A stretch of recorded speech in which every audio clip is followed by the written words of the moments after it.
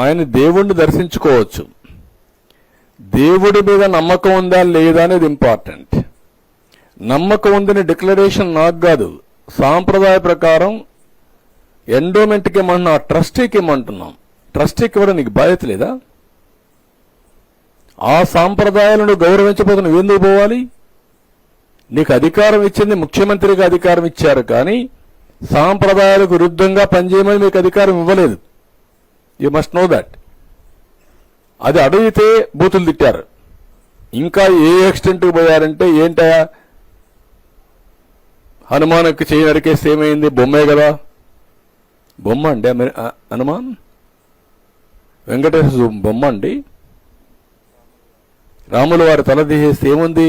ఇంకో విగ్రహం పెట్టుకోవచ్చు కదా. ఎందుకు వీళ్ళంతా వారు చేస్తున్నారంటే మీకు అంతా ఇదండి. ఏ టెంపుల్ అయినా మనోభావాలు లేవండి. రథాలు పోతే, ఆ కొండ సింహాలు పోతే ఏముంది ఇంకోటి చేయించుకో. ఆ రథం కాలిపోతే ఏమైంది? కాలిపోయింది, తేనెటీగలు వచ్చాయి అంటే అంత రెక్లెస్ సమాధానాలు. ఈ పోర్ట్లో అగ్ని ప్రమాదం జరిగితే జరిగింది, ఏం జరగదా? ఇవి నిర్లక్ష్యంగా ప్రవర్తించిన తీరు ఈరోజు సెంటిమెంట్స్ ని దెబ్బతీసే పరిస్థితి వచ్చింది. సెంటిమెంట్సే కాదు, అందరి మనోభావాలు బాగా దెబ్బతినే పరిస్థితికి వచ్చింది. That is where we are today. అందుకే నేను ఈ బాధపడుతూ చెప్తున్నా, ప్రతి ఒక్కరూ కూడా మనం భగవంతుడిని క్షమాపణ కోరాల్సిన అవసరం ఉంది.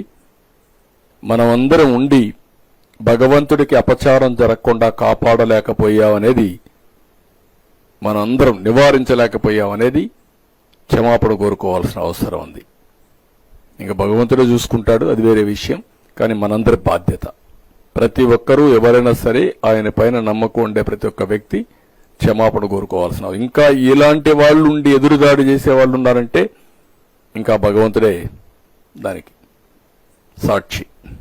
నేను వెరీ క్లియర్ అన్నట్టు. ఏ మతమైనా సరే, ఎవరైనా సరే, దాని తప్పులేదు. నీకు ఏ నమ్మకుంటే అది చేసుకో, నేను ఎప్పుడు కాదన్నా. కానీ ఇలాంటి దౌర్జన్యాలు చేసి, ఎదురుదాడులు చేసి, ఇష్టానుసారంగా అబద్ధాలు చెప్పి, అబద్ధాలని నిజాలుగా నమ్మించాలని ప్రయత్నం చేయడం స్వామి ద్రోహం. I'm very clear.